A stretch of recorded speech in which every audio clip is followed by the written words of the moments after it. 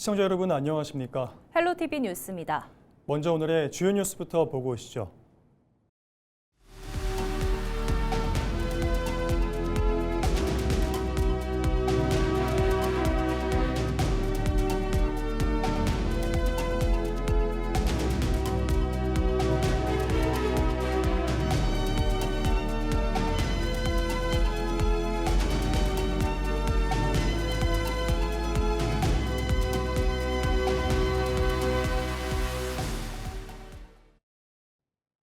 봉화에서 800년 전 인연을 바탕으로 한국과 베트남 간 교류가 이어지고 있습니다. 베트남 리왕조 후손의 정착지인 이곳에 베트남 박린성 대표단이 찾았는데요. 봉화군은 K-베트남 밸리를 조성해 한국, 봉화와 베트남 간 교류를 활성화하고 지역 경제에도 보탬이 되겠다는 입장입니다. 홍하영 기자가 취재했습니다. 향로에 커다란 향을 꽂고 고개를 숙입니다. 베트남 최초로 통일 왕조를 세운 리태조의 동상 앞에서 예를 갖춥니다. 베트남 박린성 대표단이 봉화군 봉성면 K-베트남밸리 조성지를 방문했습니다. 대표단은 22일부터 3박 4일 일정으로 한국을 방문해 경북도청에 이어 봉화를 찾았습니다. 베트남과 봉화의 인연은 800년 전으로 거슬러 올라갑니다. 베트남 리왕조가 역성혁명으로 무너지고 왕족이 몰살당할 위기에 처하자 이용상 왕자는 고려로 피신해 봉화에 정착했고 화산 이씨의 뿌리가 됐습니다. 그의 13세 손 이장발은 19나이에 임진왜란에 참전해 목숨을 잃었고 후손들은 그의 행적을 기리며 1750년 이곳에 충효당을 세웠습니다. 멸족한 줄 알았던 리왕조가 한국에 정착했다는 사실이 알려지자 베트남 측은 한국을 방문할 때마다 리왕조 후예가 머무는 봉화를 찾고 있습니다. 봉화군은 리왕조의 유산을 자산으로 한국과 베트남을 잇는 거점으로 도약하겠다는 구상입니다. 2024년부터 K-베트남밸리 조성 사업을 추진해 작년에는 리태조 동상과 다문화 커뮤니티 센터를 세웠고 올해는 베트남 연꽃공원 조성에 들어갑니다. 리왕조 유적을 성지화하고 문화, 교육, 교류 기능을 결합한 공간으로 확대할 계획입니다. 현재 대한민국에 거주하는 베트남인은 34만 명, 매년 한국을 방문하는 관광객은 54만 명. 이처럼 많이 한국을 방문한 베트남인들이 방문하는 필수 코스로 자리 잡고자 합니다. 이러한 혁신적 도전은 인구 감소, 지방 소멸이라는 위기에 직면한 한국 농촌 도시의 한계를 극복하는 성공적인 모델이 되고자 합니다. 봉화군은 베트남 문화를 접목한 신짜오 봉트남 공간을 조성하고 봉트남 음식 콘텐츠 상품화를 추진하고 있습니다. 뿐만 아니라 238억 원을 들여 리왕조 콘텐츠를 기반으로 전시와 체험, 교육이 결합된 체험관을 만들 예정입니다. 리왕조 유산과 베트남 문화를 결합한 지역 활성화 전략이 성과로 이어질지 주목됩니다. 헬로티비 뉴스 홍하영입니다. 경주시가 자체 개발한 물 정화 기술의 인도네시아 진출이 본격화됐습니다. 경주시는 인도네시아 상수도 공기업과 상하수도 협력 양해각서를 체결했습니다. 해당 공기업은 인도네시아 반튼주 세랑 지역에서 약 30만 가구 160만 명의 상수도를 공급하는 지방 공기업입니다. 이번 협약에 따라 경주시는 급속수 처리 기술인 GJR과 하수고도 처리 기술 GKSBR을 기반으로 기술과 운영 노하우를 제공하고 세랑 측은 행정 지원과 부지 제공을 맡게 됩니다. 경주시는 앞서 콜롬비아와 베트남 등지에서 물 정화 기술 실증 사업을 진행해 왔으며 이번 협약을 계기로 인도네시아 시장 진출을 본격 확대할 방침입니다. 예천군 공공산후조리원이 예천읍 동본리에 들어섰습니다. 총 사업비 110억 5,500만 원을 투입해 건립한 공공산후조리원은 1층에는 식당과 프로그램실이 조성돼 있고 2층에는 산모실 12실과 신생아실을 갖추고 있습니다. 예천군 공공산후조리원은 산반기 내 장비 구축을 마무리한 뒤 의료법인 서준의료재단 예천권병원이 운영을 맡아 올해 하반기 본격 운영에 들어갈 예정입니다. 국민의힘 영천시장 경선에서 승리한 김병삼 예비후보가 본선 승리와 영천 대전환 구상을 제시했습니다. 김 후보는 기자회견을 통해 함께 경선에 나선 후보들에게 감사의 뜻을 전하며 원팀 구성을 강조했습니다. 그러면서 공격보다 해답을 제시하는 정책 선거를 만들겠다고 밝혔습니다. 또 방산산업 중심 경제도시 조성, 로봇 미래 모빌리티 산업 전환, 청년 일자리와 주거 개선 등 6대 핵심 구상도 제시했습니다. 제2회 점촌 전빵길 빵축제가 오는 26일까지 문경시 점촌동 원도심 일대에서 열립니다. 점촌 전빵길 빵축제는 지난해 대구 경북 지역에서 처음으로 개최된 빵축제로 전국에서 3만여 명의 방문객이 찾으며 큰 호응을 얻었습니다. 올해 축제에는 문경시를 비롯해 전국 각지에서 이름을 알리고 있는 제과점 50여 곳이 참석해 다채로운 빵과 디저트를 선보입니다. 또 제과 체험을 비롯해 뮤지컬 공연과 패션 경연 등 방문객을 위한 다양한 프로그램이 진행됩니다. 전국의 유명한 로컬 빵집에서 많이 참석을 했습니다.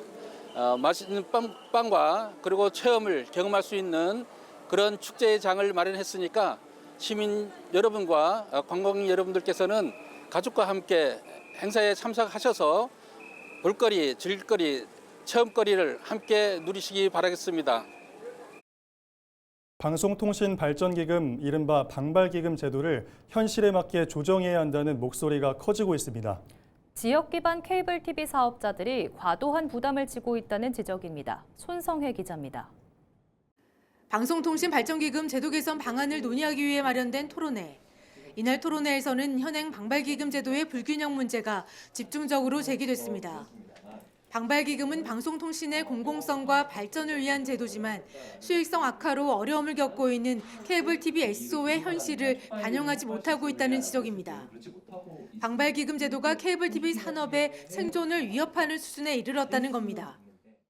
적자 SO가 11개에서 지금 거의 40개 가까이 되고 있고 계속 늘어나고 있습니다. 2017년도에는 영업이익 대비 방송통신발전기금의 비중이 8.4% 정도였습니다. 그래서 얼마든지 낼 수 있었고 기쁜 마음으로 낼 수 있었고 또 이런 기금을 통해서 사회적 가치를 충실하게 수행한다라고 하는 어떻게 보면 뭐 지금으로서는 상상도 할 수 없는 자부심도 있었습니다만 이제 2024년에는 내가 벌어들이는 순영업이익에서 168%를 더 내고 있다. 그러니까 내가 벌어들이는 것보다 내 통장에 남아있는 돈보다 훨씬 더 많은 돈을 거의 준조세 성격의 기금으로서 납부를 하고 있다라는 부분들은 더 이상 이 제도를 참을 수가 없는 형태로 다가서는 것은 아닌가.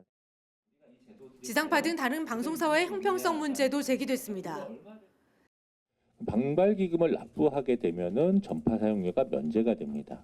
그러니까 이 얘기는 뒤집어서 얘기하면은 전파 사용료를 1차적으로 면제받고 그 다음에 방발기금을 공영방송의 경우는 30% 면제를 받고 그 다음에 적자가 이제 발생한 그 지상파 방송사나 민방에 대해서는 추가적으로 또 감면이 들어가는 겁니다. 케이블 TV 입장에서 보면은 지역 채널 의무가 있는데 심지어 지역 채널 운영과 관련돼서 투자비가 1,500억 가까이 됩니다.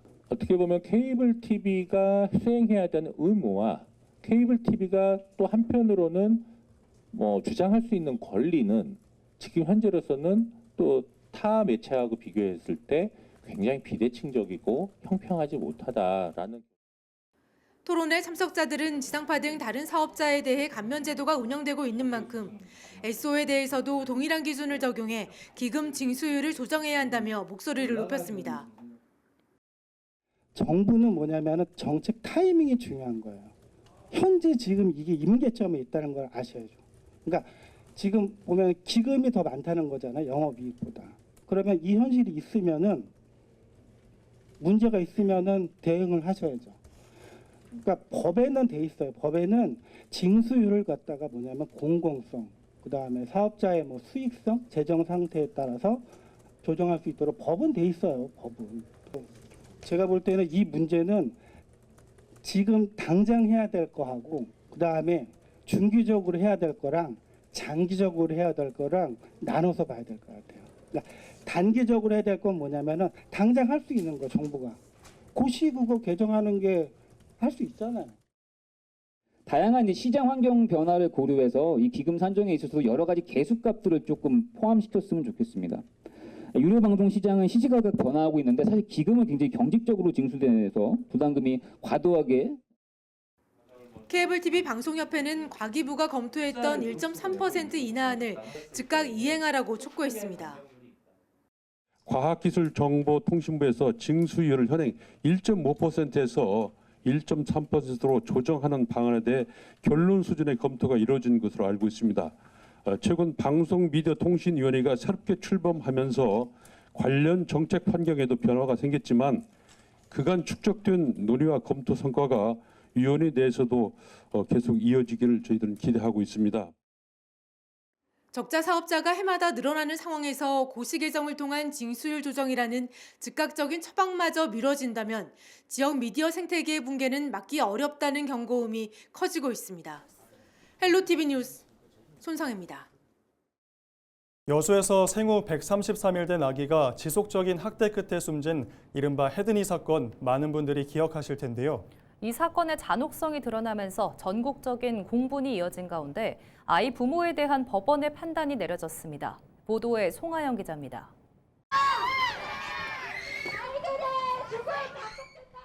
법원에 들어서는 호송차를 팻말을 든 시민들이 가로막습니다. 사형을 외치는 시민들의 표정에는 슬픔과 분노가 서려 있습니다. 지난해 10월 친모의 학대로 삶의 끝을 마주해야 했던 생후 4개월 된 아기. 수십 곳에 이르는 골절과 장기 출혈, 반복된 학대 정황이 아이 몸에 그대로 남아 있었습니다. 검찰이 확보한 홈캠 영상에 친모가 아기를 지속적으로 학대해온 정황이 담기면서 친모의 혐의는 아동학대 치사에서 아동학대 살해 혐의로 변경됐습니다. 친부는 친모의 학대를 방치하고 사건 참고인을 고소하겠다고 협박한 혐의로 구속 기소됐습니다. 이들에 대한 선고를 앞두고 법원에는 부모의 엄벌을 요구하는 탄원서와 시민들의 추모가 이어졌고 선고 공판일 전국 각지에서 모인 시민들은 법원 앞을 가득 메웠습니다. 엄마가 아이한테 했던 행동들은 분명히 어떤 일이 벌어질지 알고 했을 거라고 생각이 듭니다. 그래서 당연히 법정 최고형이 나와야 된다고 생각합니다. 솔직히 힘들긴 힘들죠, 육아하다 보면. 근데 힘들다고 해서 그렇게 잔인한 행동을 할 수는 없을 것 같아요. 정말 엄마로서 이해가 안 되는 부분들이 많습니다. 앞서 검찰은 아동학대 살해 등 혐의로 기소된 친모에게 무기징역을, 학대를 알고도 방임한 혐의를 받는 친부에게는 징역 10년을 구형했습니다. 재판부는 23일 친모에게 무기징역을, 친부에게 징역 4년 6개월을 각각 선고했습니다. 재판부는 피해 아동 몸에서 발견된 학대 흔적에 대해 유례를 찾기 어려울 정도로 심각하다고 밝히며 친모가 아이를 사실상 분풀이 대상으로 삼았다고 양형 이유를 설명했습니다. 시민들은 아동학대 근절을 위해 국가가 더 적극적으로 개입해야 한다고 입을 모았습니다. 아동 방임을 중대한 범죄로 규정하고 아동학대 치사와 아동학대 살해 범죄의 양형 기준을 대폭 강화할 것을 촉구했습니다. 또 반복적인 학대가 확인된 경우 친권 제한과 박탈이 가능하도록 제도를 정비해달라고 요구했습니다. 보호받아야 할 존재이며 그 책임은 국가와 사회에 있습니다. 이를 근절하기 위해서는 국가 차원의 강력한 법적, 제도적 개입이 반드시 이루어져야 합니다. 끝까지 지켜주겠다는 약속, 피해 아기는 끝내 듣지 못했습니다. 같은 비극을 반복하지 않기 위해 이제 국가와 사회가 그 책임에 답해야 합니다. 헬로티비 뉴스 송하영입니다. 1980년 광부들과 주민들에게 무자비한 국가폭력이 자행됐던 사북항쟁이 46주년을 맞았습니다. 이번 기념일을 더는 허무하게 보낼 수 없다는 피해자들의 호소에도 국가의 공식 사과는 결국 이루어지지 않았는데요. 기념식마저 연기된 가운데 피해자들은 또다시 기다림을 이어가고 있습니다. 이다혜 기자입니다. 1980년 4월 21일 정선 동원탄좌 사북광업소, 광부들은 회사의 횡포와 어용노조에 맞서 집단행동에 나섰습니다. 주민들은 이날을 근현대 노동운동의 상징으로 기억하며 매년 기념해왔지만 올해 행사는 잠정 연기됐습니다. 국가의 공식 사과 없는 기념식은 무의미하다는 판단입니다. 사북 사건은 정당한 노동운동에 나선 광부와 주민들을 국가 공권력이 탄압하며 벌어졌습니다. 이후 대규모 연행과 고문 등 심각한 인권 침해가 이어졌지만 정부의 공식 사과는 지금까지 없었습니다. 국가폭력에는 시효 자체를 두지 않겠다. 그리고 그걸로 인한 사고는 모두 취소하겠다라고 하실 정도로 국가폭력에 대한 의지가 강하시죠. 그런데 사북 사건은 기다리는 피해자 입장에서 너무 좀 그런 것이 외면받는 것이 아닌가 하는 그런 마음을 가질 수밖에 없어서 피해자들은 사북항쟁 기념일을 기점으로 국가가 사과 로드맵을 제시할 것을 요구해 왔습니다. 지난주에는 고령의 피해자들이 직접 청와대를 찾아 대통령의 공식 사과를 요청하기도 했습니다. 특히 피해자 상당수가 고령이거나 이미 세상을 떠난 상황에서 시간은 더 이상 미룰 수 없는 과제가 되고 있습니다. 200여 명이라는 광부들이 고문을 받고 모진 삶을 살다가 일찍이 그 고문 후유증으로 돌아가신 분도 있고 참으로 안타까운 역사를 가지고 있어요. 지금이라도 국가에서 사과를 하고 그다음에 명예회복을 하고. 다만 최근 국회에서 여야가 동의한 국가사과 촉구 결의안이 상임위를 통과하는 등 정치권의 움직임이 이어지고 있습니다.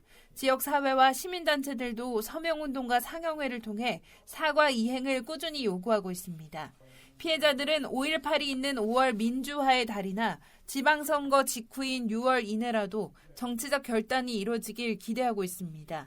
46년이 지나서야 용기 내 외치는 사북의 늦은 메아리가 이번에는 국가의 응답으로 돌아올지 주목됩니다.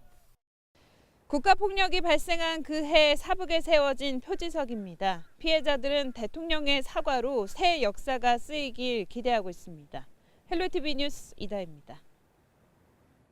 고객이 예약만 하고 취소하지 않거나 대남을 요구하는 이른바 노쇼 사기가 다시 기승을 부리고 있습니다.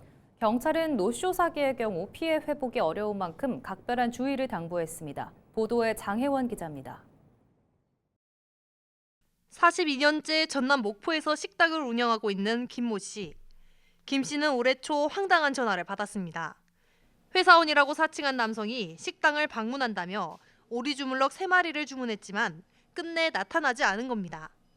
그로부터 한 달 뒤 비슷한 주문이 또다시 들어왔는데 역시 노쇼 사기였습니다. 집안이고 이렇게 막 이런 그런 상상도 의심도 안 했어요. 그런데 얼마나 기가 막히고 그거 오리 주물럭이나 그거는 다 버려야 되잖아. 이렇게 묻혀서 나가니까 식구들이 먹어도 돼. 그러지만 기분이 나쁘더라고 막. 어쩜 이럴 수가 있지? 올해 초 무안의 한 고깃집에서도 연예인을 사칭해 대리 구매를 요구하기도 했습니다. 자신을 유명 연예인의 소속사 팀장으로 소개한 뒤 식사를 할 때 마실 술을 대신 주문해달라며 특정 계좌번호를 알려준 뒤 입금을 요구한 겁니다. 당시 업주는 보이스피싱을 의심해 되묻자 해당 남성은 곧바로 전화를 끊었습니다.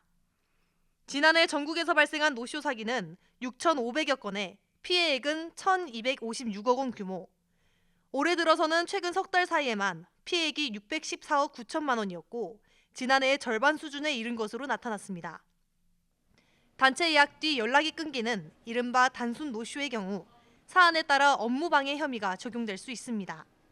하지만 피해 보상은 형사처벌과 별개로 민사상 손해배상 청구를 해야 하는 구조여서 실질적인 구제는 쉽지 않습니다.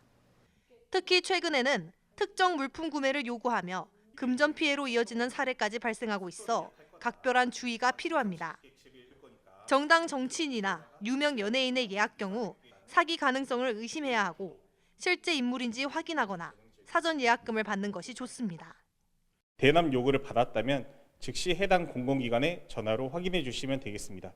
마지막으로 해당 업소에서 취급하지 않는 다른 물품을 대신 구매해 달라는 것은 전형적인 노쇼 사기 수법이므로 꼭 112에 신고해 주시기 바랍니다. 피해 보상이 어려운 구조 속에 노쇼 사기가 기승을 부리면서 자영업자들의 부담은 갈수록 커지고 있습니다. 헬로티비 뉴스 장혜원입니다.